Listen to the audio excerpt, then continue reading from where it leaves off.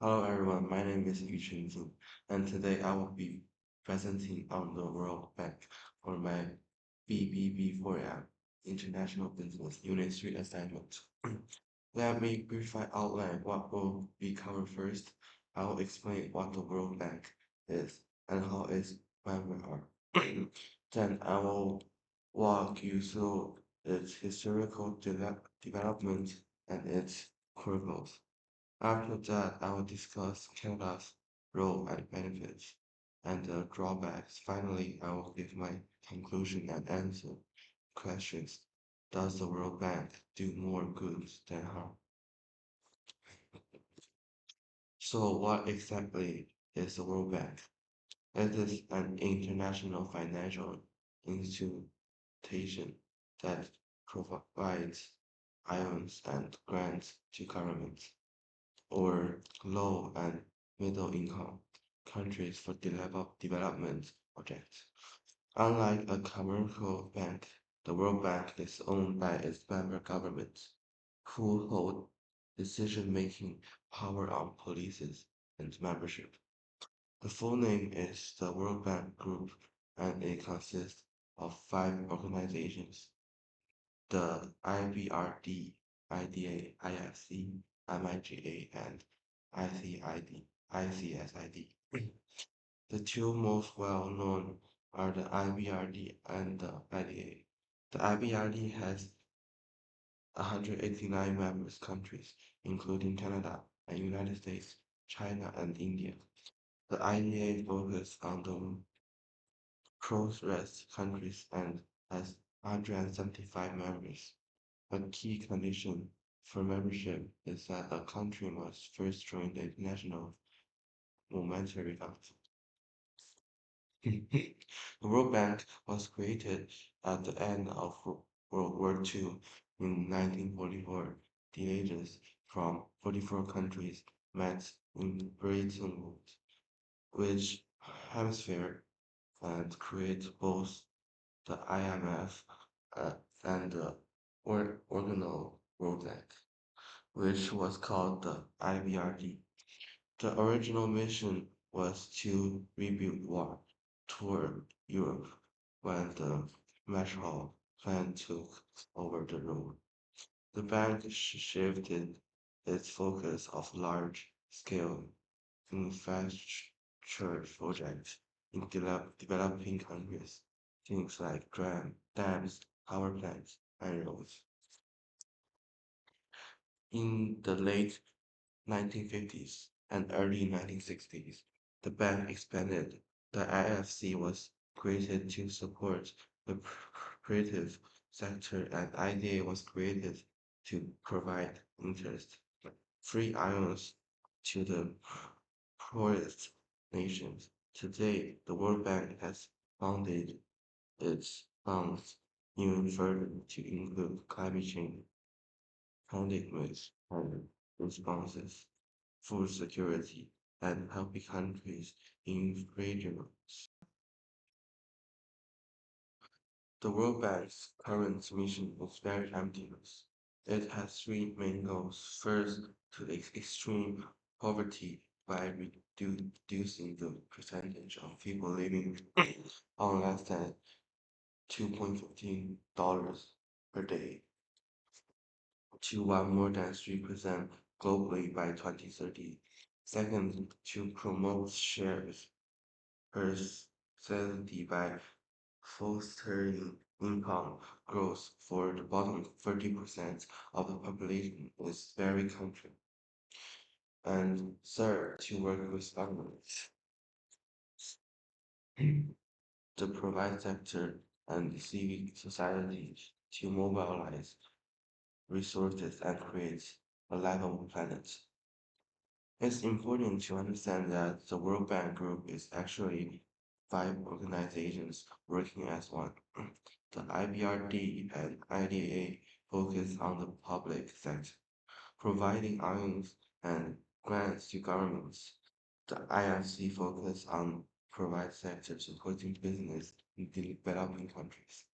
MIGA provides political risk insurance to encourage foreign investments, and ICSID settled disputes between investors and countries. Together, they cover almost every aspect of development finance. Canada is not just a member of the World Bank. As its founding member, Canada has been involved since the Bretton Woods Conference in 1944. It is also one of the largest donors to the IDA, the fund for the poorest countries. Canada has pleaded significant contributions, including 200 million US dollars to hybrid capital to expand bank leading capacity. Canada actively promotes gender equality, climate action, and the need of smaller island developing states by using the membership. Canada leveraged its funds and expects to have a gender impact on global poverty reduction. Now let's look at the strengths the World Bank can raise vast sums of money at low cost because of its top-rated credit status. Every dollar contributed by member countries leverage significant private investments.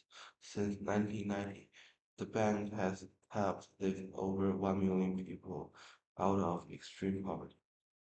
It is also provides not just money, but world-class knowledge, research, and policy evidence to governments during crises like the COVID-19 pandemic. The World Bank acts as a control hub to coordinate international efforts. In 2024 alone, 201 million people benefited from social safety net support by. However, the World Bank also faced serious criticism that the most significant weakness is its unequal voting power. The United States holds the largest share, about 16%, which gives wealthy Western nations disproportionate control over decisions. Developing countries uh, has much less say. Another major criticism is the use of conditionalized policy demands attached to loan aisles. These can force countries to cut social spending or privatize state assets, which sometimes harm the poor. Finally, the institution is often described as slow and resistant to change its government structure to match the modern multiple world. So does the World Bank promote economic progress? And do the benefits outweigh the drawbacks? In my opinion, the answer is overwhelmingly. Here is why. First, without the World Bank, there would be no global institution capable for conducting large-scale funding for development or responding to global crises. The alternate way, a world without the bank, will be much worse. Second, we have measurable progress. The specific goal of reducing extremely poverty is being achieved. The bank's massive investment in infrastructure like power, roads, and clean water forms the backbone of economic growth in those of countries.